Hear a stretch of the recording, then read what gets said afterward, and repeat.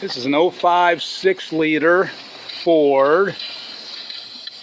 It won't start because it's not making enough high pressure. It needs to be at least 500 psi on the high side. And they are using the bore scope to find, see the bubbles right there? I don't know if you can see that right up there. It's going to be leaking off the tube, blown O-ring. And so if you got a 6-liter not wanting to start and you're not seeing at least 500 psi on the high side, then what you can do is tap into the high side oil system. And here we're only using, you can use 100 psi if you want. They're only using about 60 psi.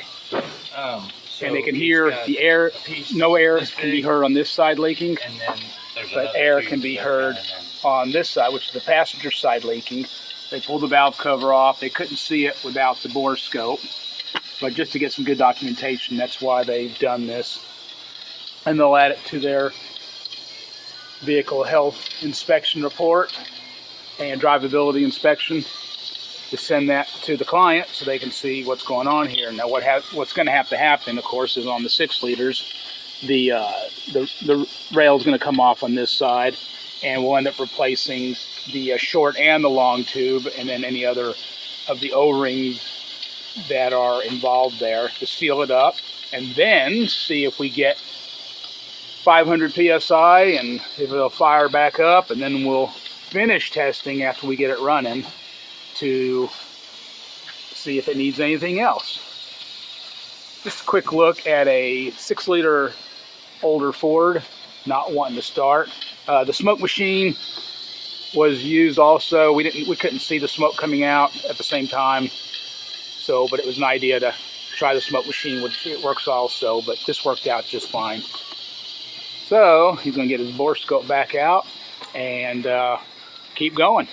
Also on here, I'm going to kick back in. This is that 6.0 Ford we're still on. This is that. If anybody asks where this gets plugged into, this other end of this air line goes to the IPR hole. Because if you leave the IPR in and you pressurize it up, it'll actually dump. It'll do what it's supposed to, and it'll dump pressure. So you go in there to plug it off.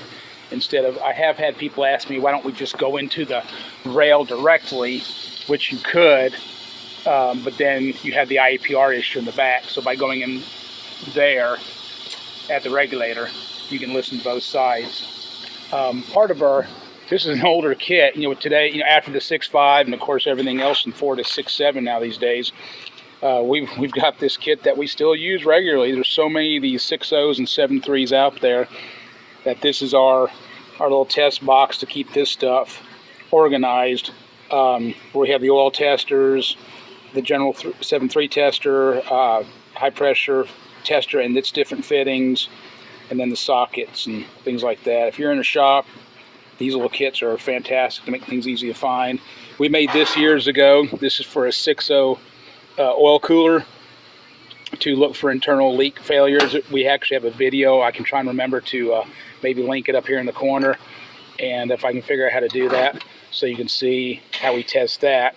And this is just a great little homemade tester out of just a piece of 1/4-inch steel and some bolts and a tire valve stem. You too can make your own, and then some injector and harness separators and things, IPR sockets and adapters, and gold plug harness tool.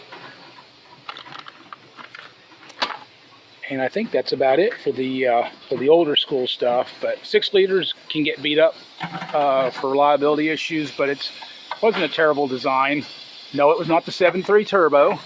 That's probably still my all-time favorite, although the 6.7 has gotten a lot better in more recent years, since they don't seem to drop valves off in the head as often as they used to back in the what was that, 2010, 2011, 2012 days on the 6.7s. But these still aren't bad. They're very reliable. We have several of these things with coming in here with 200,000-300,000 plus miles and on same motors, just needing some work like this. Okay, on our 6.0, That's where you pull the plug out there, and that's where the is that a long tube or a short tube back there? That's the short tube. That's right the here. short of the two. That's So that. okay, that's the short one. So you pull that out. There comes out your short tube, and the oil leak was actually on the bottom of this one. I forgot, you don't have to pull off that whole top rail. You can just pull these tubes out individually. And you can see right there, let me turn the light on here. Can you see it? It'll focus on that. See that O-ring is blown out right there? That's the air that we were hearing. And when these are blown out, it cannot make 500 psi, so it will not bust off and start. It'll just crank and crank and crank and crank. Which maybe you can crank it enough to get 500, but it won't start when they're blown out like this. And they need that to start. So anyhow, that's what I was going to show you. So we have this screw. So if you're doing this at home or in a shop, once you pull this out to get the short tube out, you also want to replace the long tube that's underneath it, because this goes up inside here. To get this out, the easiest thing we found to do was to take these bolts, which it is a metric, and this is a 10150, Jaime? That's a 10150, isn't it? Anyhow, It's a what? It's a 10150. I believe so, yeah. 10.5. Yeah, 150. You put it, and you can screw it down in there and give it a little bit of love, and then you can pull the whole thing out. So that's a big time saver. We're trying to get those out of there. But it works really well. So you don't have that. We use it enough that we actually have it pulled forward 602. And it's hey, it's just a little over 4. It's like 4 1/4 long. Yeah. So thank you, Jaime, for doing that. So if we can help you out, if you're new to 6.0, that's a nice time saver to get that piece out of there. And sometimes you don't have to change them, but you're doing all this work, so get long one also. And we never just do O-rings.